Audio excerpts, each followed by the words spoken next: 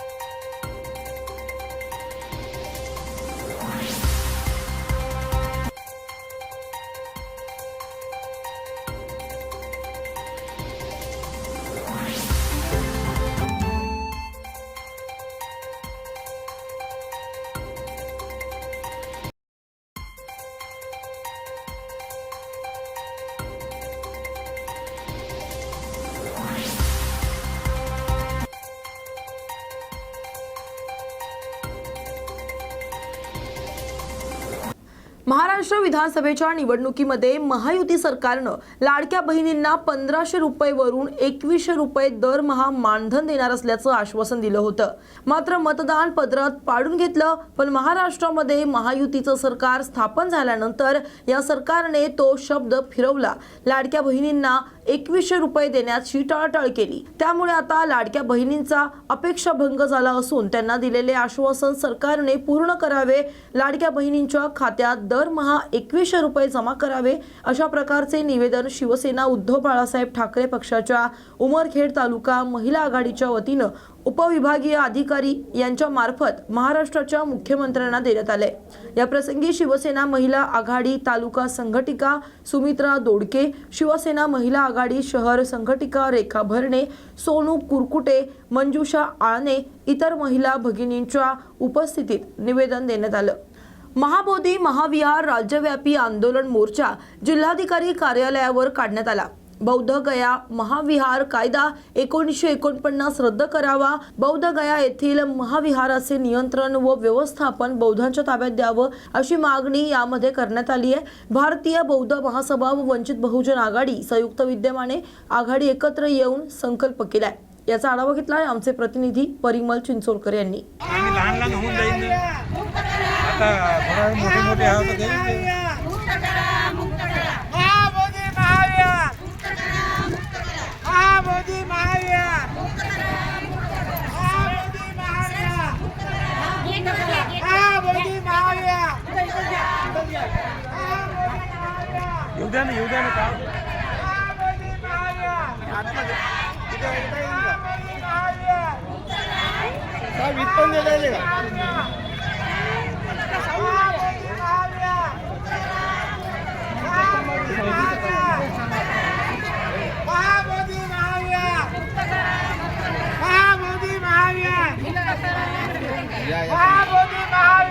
तुम्हाला चालणं होत नाही। बामसेफ प्रणीत राष्ट्रीय किसान मोर्चाद्वारे यवतमाळ जिल्ह्यातील माळकिन्नी तालुका येथील शेतकरी महिलेच्या समस्येचं निवारण करण्यासाठी नवनियुक्त जिल्हाधिकारी यवतमाळ यांच्याशी चर्चा करण्यात आली। यावेळी भारतीय बेरोजगार मोर्चाचे राष्ट्रीय उपाध्यक्ष विद्वान केवटे, चळवळीतील सहकारी संजय बनसोडे, राहुल गायकवाड, मुनव्वरभाई आणि समस्याग्रस्त शेतकरी कुटुंब उपस्थित होते। शेतकरी महिलेच्या समस्येचं निवारण न केल्यास आंदोलनात्मक भूमिका घेत राष्ट्रीय किसान मोर्चाद्वारे एकाच वेळी महाराष्ट्रातील 36 जिल्ह्यात आंदोलन करण्यात येणार असल्याची माहिती यावेळी देण्यात आली आहे। याचा आढावा घेतलाय आमचे प्रतिनिधी परिमल चिंचोलकर यांनी। हिंदू संस्कृतीमध्ये पळस या जातीच्या वृक्षाला पूजनीय आणि पवित्र समजलं जातं। त्यातच वसंत ऋतूत पळसाला बहार येतो। अति दुर्मिळ समजल्या जाणाऱ्या या वनस्पतीचा उपयोग वनौषधी म्हणून वापरासाठी सुद्धा केला जातो। होळी रंगपंचमी सणाच्या कालावधीत या झाडांच्या फुलाला रंग बनवण्यासाठी वापर केला जातो। या झाडाला एकही पान नसते, पण फुलाने हे झाड डौलदार भरगच्च असे बहरलेले पाहावयास मिळते। अतिउपयुक्त व औषधी म्हणून या दुर्मिळ असणाऱ्या पळसाकडे बघितलं जातं। एवढंच नव्हे तर सोन्याची अलंकार बनवण्यासाठी देखील पळसाच्या लाखेचा उपयोग केला जातो। दक्षिण आशिया आणि आग्नेय आशियातील उष्णकटिबंधीय आणि उष्णकटिबंधीय भागात राहणाऱ्या या पळसाच्या जातीला बुटिया या प्रजातीनं ओळखलं जातं। या प्रजातीस काही देशातील जंगलांमध्ये ज्वाला, बंगाल, किनो, पलाश आणि बास्टर्ड सागवान या नावानं सुद्धा ओळखलं जातं। विशेषतः माणसाच्या शरीरातील उष्णता कमी करण्यासाठी पळस या प्रजातीचे फूल फार मोठ्या प्रमाणात उपयुक्त पडते। याचा आढावा घेतलाय आमचे प्रतिनिधी परमेश्वर पेशवे यांनी। परिषदेत 260च्या प्रश्नांवर आम्ही चर्चा केली। मला या मुद्द्यावर बोलायचं होतं, मात्र इतर सदस्यांना बोलायला दिलं, पण मला बोलू दिलं नाही। एखाद्या विषयावर आम्हाला काय अपेक्षित आहे हे आम्ही सभागृहात मांडत असतो। प्रसाद लाड यांची प्रतिक्रिया। तालिका सभापतीने असं सांगितलं की या बाबतीतले निर्देश आम्हाला सचिवांनी दिलेत की तुमचं बोलणं झालं। एक विधान परिषदेचा सदस्य म्हणून मी या गोष्टीचा निषेध करतो। एखाद्या विषयावर, राज्याच्या विषयावर, प्रमुख विषयावर जेव्हा सत्ताधारी म्हणून आम्ही जेव्हा प्रस्ताव मांडतो तर सरकारची भूमिका, सरकारने केलेलं काम, सरकार काय करणार आहे, सरकारला आमच्याकडून अपेक्षित काय आणि आम्ही सरकारला काय अपेक्षित मागतो हे आम्ही सभागृहात मांडतो। त्यावरती मंत्री महोदय किंवा मुख्यमंत्री, उपमुख्यमंत्री त्यावर उत्तर देऊन त्यावरती निर्देश देत असतात। परंतु अशा पद्धतीमध्ये जर सचिवालय काम करणार असेल आणि आमच्यासारख्या ज्येष्ठ सदस्यांना जर बोलायला देणार नसतील आणि जर अशा पद्धतीत बोलत असतील की सभापतींचे निर्देश होते, तर सभापतींचे निर्देश माझ्या विरोधात होते का हे मला पहिल्यांदा जाणून घ्यायचं। आणि त्यामुळे या सगळ्यांचा निषेध करून मी बाहेर आलोय आणि मी माझं पत्र, निषेधाचं पत्र आणि चौकशीचं पत्र माननीय मुख्य सचिवांना आणि माननीय सभापतींना दिलेलं आहे आणि मी मुख्यमंत्र्यांना देखील देणार आहे। आणि जर यावर कारवाई जोपर्यंत होणार नाही तोपर्यंत सोमवारपासून मी हाताला काळी फीत बांधून या सभागृहात येणार आहे आणि या सभागृहाच्या सचिवांचा आणि ज्यांनी कोणी हे निर्देश दिले आहेत त्याचा मी निषेध करतो।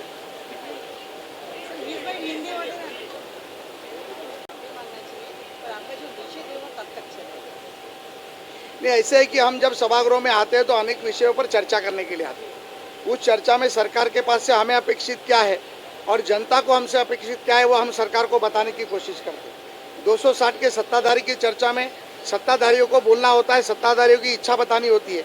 मुझे लगता है कि आज की चर्चा किसानों को लेकर थी, एग्रीकल्चर को लेकर थी, जलशिवार को लेकर थी, पावर को लेकर थी।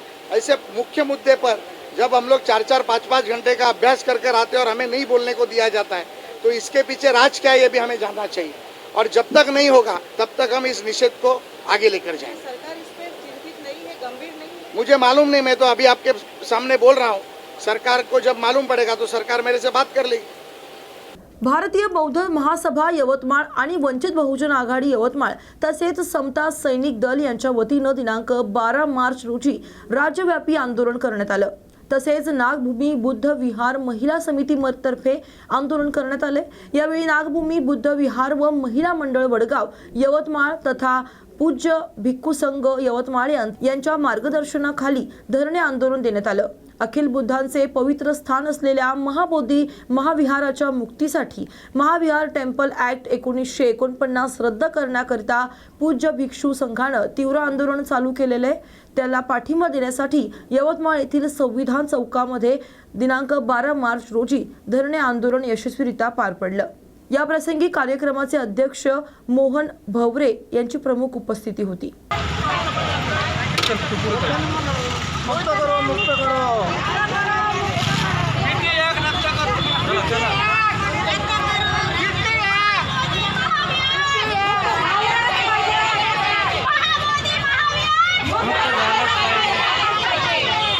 महाकारुणिक तथागत भगवान बुद्ध, आपले सर्वांचे आदर्श बोधिसत्व परमपूज्य डॉक्टर बाबासाहेब आंबेडकर या महामानवांच्या विचारांना प्रतिमांना पंचांग प्रणाम. दी बुद्धिस्ट सोसायटी ऑफ इंडिया तथा भारतीय बौद्ध महासभेचे राष्ट्रीय कार्याध्यक्ष आदरणीय भीमराव यशवंतराव आंबेडकर, वंचित बहुजन आघाडीचे राष्ट्रीय अध्यक्ष आदरणीय ॲडव्होकेट बाळासाहेब आंबेडकर यांनाही सप्रेम जय भीम. उपस्थित आजच्या कार्यक्रमाचे अध्यक्ष आदरणीय मोहन भवरे, अध्यक्ष दी बुद्धिस्ट सोसायटी ऑफ इंडिया जिल्हा शाखा यवतमाळ आणि त्यांची संपूर्ण कार्यकारिणी, या कार्यक्रमाचं संचालन करणारे आदरणीय शिवदास कांबळे साहेब, वंचित बहुजन आघाडी जिल्हा यवतमाळ, डी के दामोदर साहेब, त्याचप्रमाणे रंजनाताई ताकसांडे, पुष्पाताई शिरसाट आणि आतापर्यंत ज्यांनी या ठिकाणी आपली प्रतिक्रिया व्यक्त केली ते सर्व आदरणीय मंडळी, आपणा सर्वांना सप्रेम सविनय जय भीम. मित्रांनो, महाबोधी महाविहार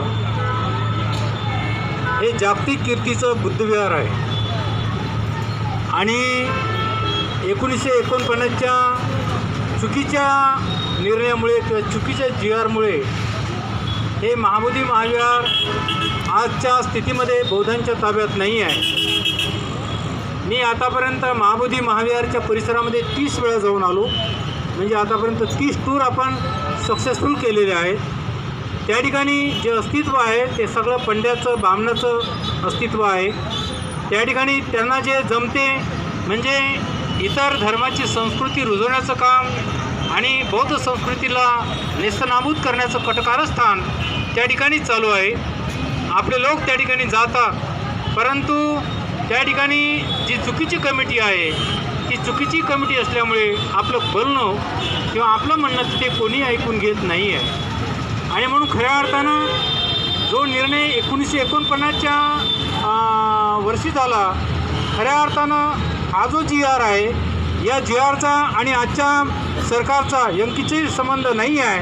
खऱ्या अर्थानं 26 जानेवारी 1950 याच दिवशी हा GR रद्द झाला, परंतु या देशामधलं जे काही सरकार आहे ते सरकार मात्र या दिशेनं काम करताना दिसत नाही आहे.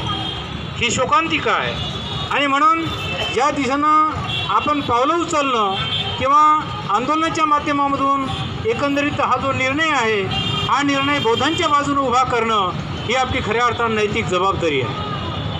आपण पाहतोय की दी बुद्धिस्ट सोसायटी ऑफ इंडियाचा भारतीय बौद्ध महासभेचे राष्ट्रीय सल्लागार आणि वंचित बहुजन आघाडीचे राष्ट्रीय अध्यक्ष आदरणीय ॲडव्होकेट बाळासाहेब आंबेडकर यांनी आतापर्यंत जे विषय हातात घेतलेले आहेत ते विषय संपूर्ण ताकदीनिशी पूर्ण केलेले आहे.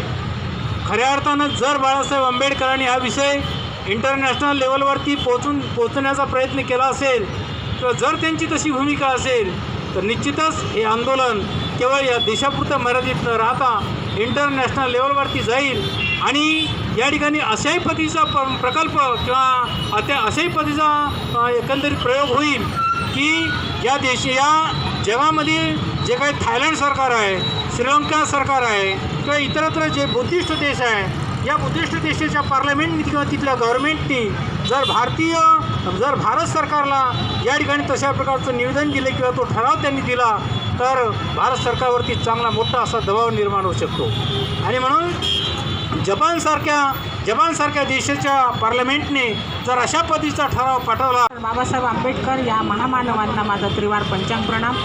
आणि इथे उपस्थित सर्व उपासक उपासिका तसेच जिल्ह्याचे भारतीय बौद्ध महासभेचे अध्यक्ष आणि त्यांची संपूर्ण कार्यकारिणी तसेच वंचितचे अध्यक्ष आणि त्यांची कार्यकारिणी या सर्वांना मी मानाचा जय भीम करते. आणि आजचा हा धरणे आंदोलन एकदिवसीय वंचित बहुजन आघाडी आणि भारतीय बौद्ध महासभेच्या अंतर्गत आपण इथे देत आहोत. तर हे आंदोलन याला शांततेच्या स्वरूपात आपल्याला समोर न्यायचं आहे. एकदम उग्र स्वरूप किंवा मारझोड मारहाण हे आपण टाळण्याचा प्रयत्न बुद्धाच्या मार्गावर आहोत तर टाळण्याचा प्रयत्न आजपर्यंत करत आलो आहोत. परंतु आमचे कणखर नेते असे सोबत असले तर काही हरकत नाही, नेतृत्व जर जबरदस्त असलं तर तशाही प्रकारचं कार्य करायला काहीच हरकत नाही. कारण आजपर्यंत आजचा इतिहास आपण पाहतो की 84,000 विहार होते. त्याचं सगळं विद्रुपीकरण करून त्याचे मंदिरं झालेले आहेत आणि एकमेव हे बुद्धगया येथील विहार होतं.